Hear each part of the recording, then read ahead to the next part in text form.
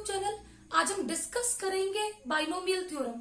देखो binomial theorem क्या होती है, ax plus B y whole raise to power n is equal to MC0 ax raise to power n into b Y raise to power 0।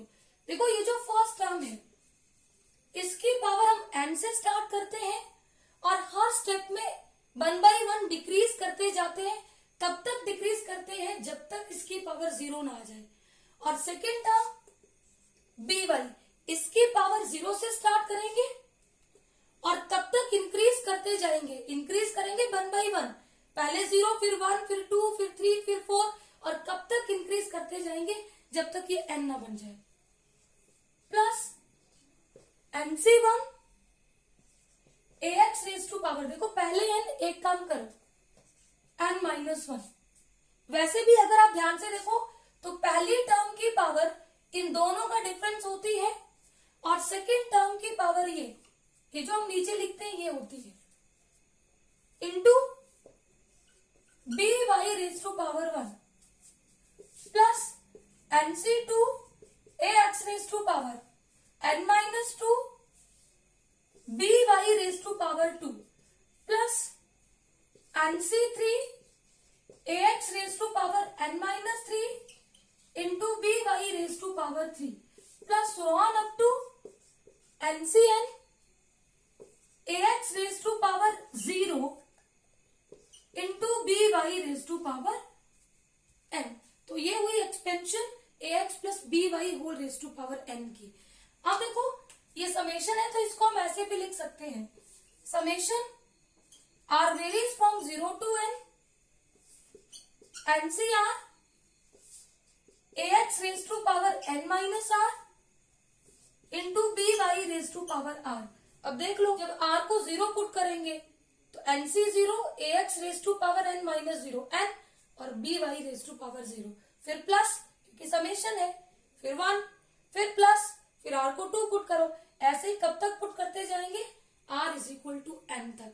अब हम निकालेंगे total number of terms in the expansion of ax plus B Y raise to power n।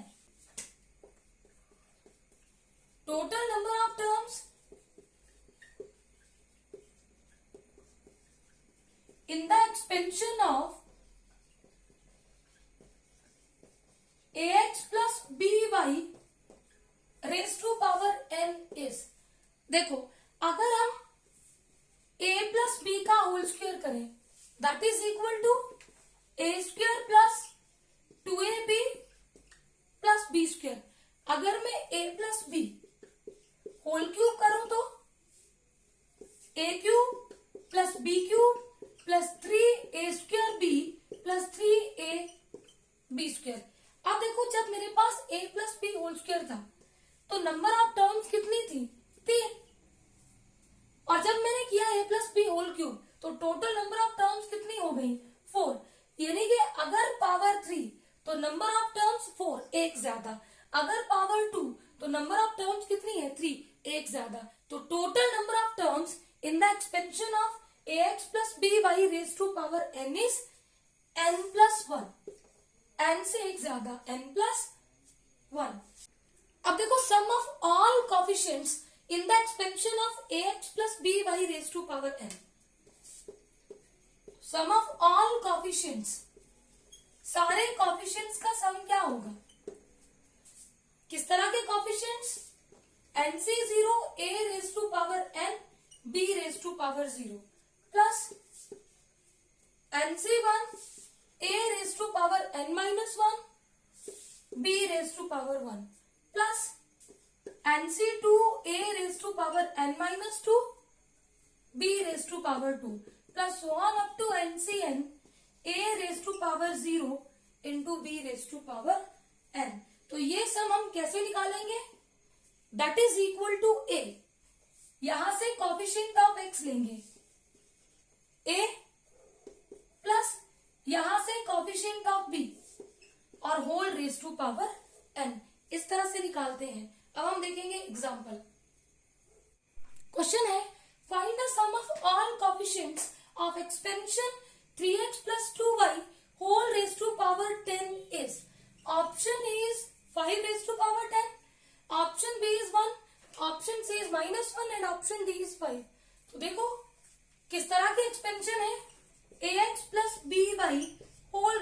Power n। इसमें मैंने आपको सम of coefficients क्या बताया था, a plus b raise to power n।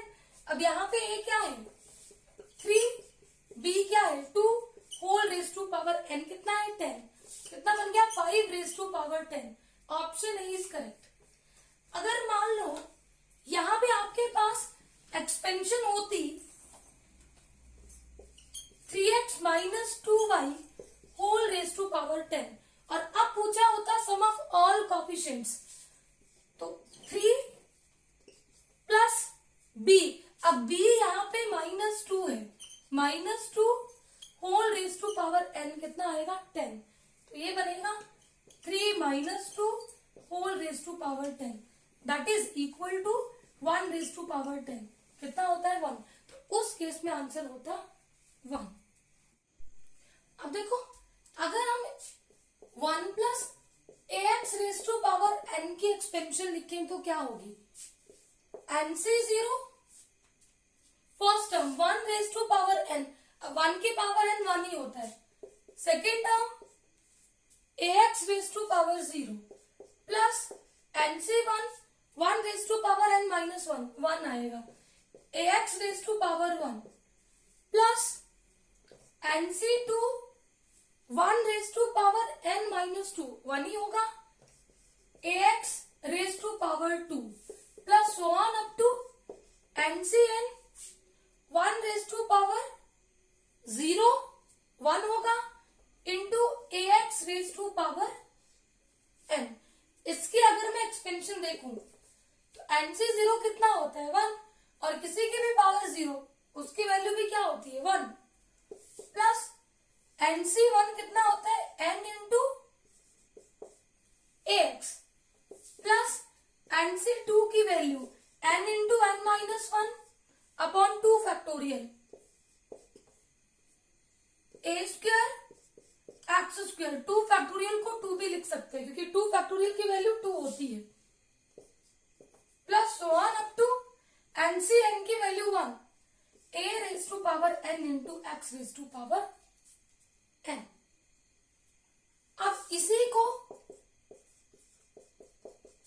ये जो a स्क्वायर है a स्क्वायर को लिखेंगे a इंटू a, एक a n a और दूसरा a इधर अंदर मल्टीप्लाई कर दिया तो n a minus a upon two x square plus so on up to a raise to power n into x raise to power N.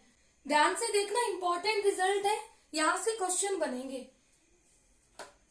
अब अगर मुझे एक्सपेंशन लिखनी हो 1 plus x raise to power n की,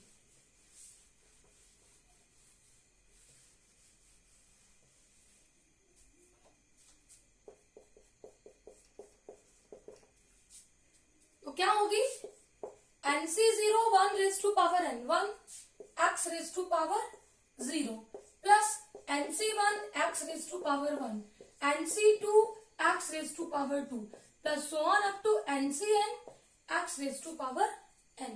इसको क्या लिखेंगे, इसकी वैल्यू 1 इसकी वैल्यू 1 1 प्लस इसकी value n nx plus n into n minus 1 upon 2 X square plus so on up to इसकी value 1 X raise to power n।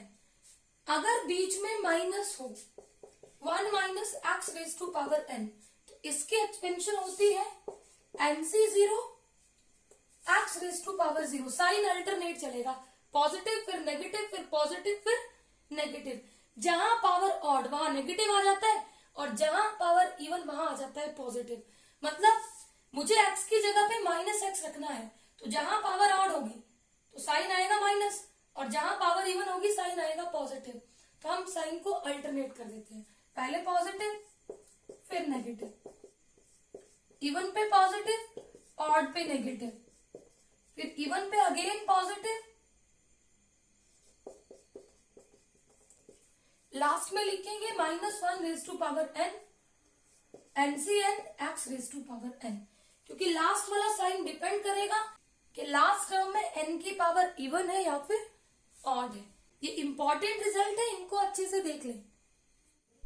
Question number 2 है 1 plus a x whole raise to power n is equal to 1 plus plus 8x plus 24x square plus so on up to find a and n respectively. Option A is 1, 8, option B is 2, 6, option C is 2, 4 and option D is 3, 4. देखो इसकी expansion अभी मैंने आपको लिखवाई थी 1 plus ax whole raised to power n. कितनी थी? 1 plus nax plus na into na minus a upon 2 x square plus so on up to. इस तरह से थी एक्सपेंशन. लास्ट टाइम मैंने नहीं लिखी. अब देखो इसकी एक्सपेंशन हमें क्या देके रखी है?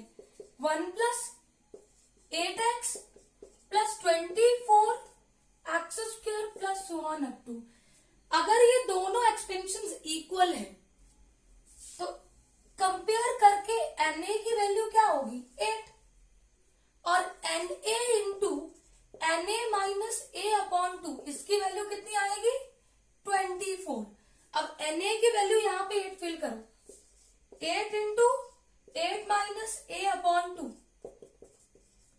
2 1 2, 2 4 8. अब 4 से इधर डिवाइड कर दो तो 8 minus a is equal to 6. a is equal to 8 minus 6. a की वैल्यू कितनी आ गई? 2. अब a की वैल्यू यहाँ पे पुट करो तो 2 into n is equal to 8. n is equal to 8 upon 2.